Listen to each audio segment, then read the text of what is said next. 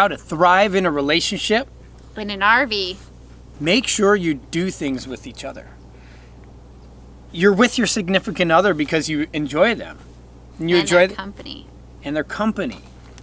So one of the things that we do when we go to a new area, we'll do an online search and we'll pick out what type of activities we want to do, whether it's going to local malls, that's what she likes to do, whether it's going hiking, biking, children's museum, the zoo. Yeah, it doesn't always have to be going and doing some crazy adventure because you want to compromise.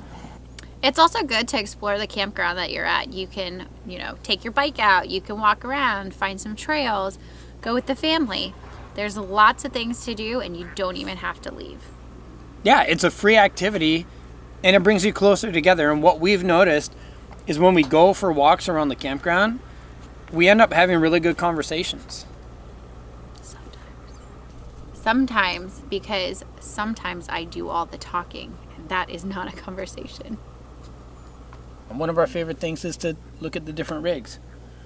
When the windows are up and it's starting to get dark, Eric.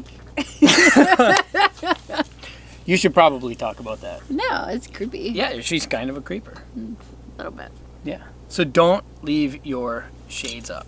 When it's starting to get dark. Yeah, because you can see right you. in. She'll find you and she'll look in. Because she likes to look at the inside, the interior, how people decorated. And you could totally be a creeper in the evenings if people leave their windows open. Yeah. And we are probably guilty of that as well. So I'm sure there's a few people that creep on us. Yep. People always ask, isn't it hard to get along when you live in such a small space? Well, one trick to keeping that peace in the house is make sure you spend some time apart. It's always great to do things together, but every now and then you definitely want to have some independence. For example, Eric here, he likes to go hiking. He'll go out on a canoe or a kayak at the campground if they have some type of body of water. He also likes to go fishing and do that type of stuff. Surfing. Well, yeah, you like to, yeah, that too. If there's waves nearby. Yeah. Mm-hmm. The other night, this is a good example, she went to the movies by herself because they were playing that new 50 Shades movie. I didn't have any desire to see it. Me and a bunch of other ladies go check out the movie. But on top of that, it's really nice because Eric is such a great dad. He stays home while Ella's asleep so that I can go and do some things that I typically wouldn't be able to do because we have a baby. So yep, it was a win-win. I do a lot of extreme sports and activities. It doesn't have to take away from alone time. You can wake up and it's just the price you have to pay. You can wake up and go before sunrise and do your adventure bright and early. And he's back before we even wake up in the morning, so. Right. Because she's not getting up at sunrise. No, but you're gonna soon. Shortly after with the baby. She's gonna be waking up at sunrise very soon because we're on the East Coast and our baby is on East Coast time. So you're gonna lose 3 hours. 8 o'clock's gonna be 5. Don't remind me. Make sure you split up the responsibilities. And the clearer you can get about what task the other person is gonna own, the more you can hold them accountable and yell at them when they don't do it. Just kidding. And when we get to a new campground, Eric will do the outside stuff. I'll mostly do the inside stuff. He'll clear out the toy hauler area because that's where we keep a lot of our bigger stuff when we move. Mm-hmm. So it's good to have those, designated roles so we don't step on each other's toes and we can get things done a lot faster. Yeah, real fast. When things get heated, go cool off.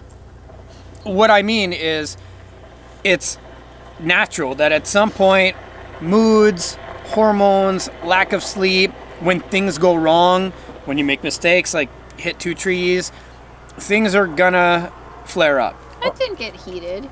No, because we took our own advice. We laughed at each other? Yeah. Or rather, I laughed at you. Me, I wasn't hitting trees. And I laughed at me. But that's actually a really good example. Because when that happens, recognize it. And when you realize that you're getting heated or you've got a little bit of a mood or a tude, go outside. That's a good time to cool off, go walk around the campground, and it's a fantastic opportunity to go do that thing apart that you enjoy. You probably know your significant other really well. She can read my mind a lot. I'm not very good at reading hers, but I can tell her mood. So if you recognize that the other person has a short temper, because often you can recognize it before they can recognize it in themselves, that's when maybe you should go outside and not wait for them to recognize it. Run and hide. Yeah, I mean, how could you be in a bad mood when you're walking that thing? Hi. Gotta keep the spice alive. Go we're on not- dates. What? We're not talking about spicy food. You could do that too. Spicy food's really good. But yeah, go on dates. Get out, explore the area wherever you are. I like to pull up Yelp and I just go and whatever we're looking to do. So say we want to go to a restaurant. I'll look up restaurants. I'll check the reviews, see what kind of food we want to eat. Yep. And try somewhere new. Of course, One thing I like to do is switch up who decides. Now, I always decide, what are you talking about? we'll do like a 3-to-1 ratio where she'll choose 3 times and I'll choose 1, but hey, take He'll what you choose it can get. and then I veto. Make sure you compromise on where you guys go camping. I like to go in the middle of nowhere and go boondocking where we can't see or hear anybody. And I like to go to a campground where they have heated pools. She likes to go to resorts where we have heated pools. And nearby shopping. Yeah, so typically she'll like to stay within 20 minutes or so of really nice shopping malls. Not necessarily a shopping mall, but just shopping civilization. Right. So we'll compromise. We'll go to a resort typically for 3 weeks. And often on the way to our next resort, we'll stay in the middle of nowhere for a few days or boondock so I can get my adventure. Or if we don't do that, we'll just make sure that the resort is in an area that I've chosen where I can go take day trips to national parks or really nice state parks, bucket list locations, so I can still have my adventure and she can still have all her amenities.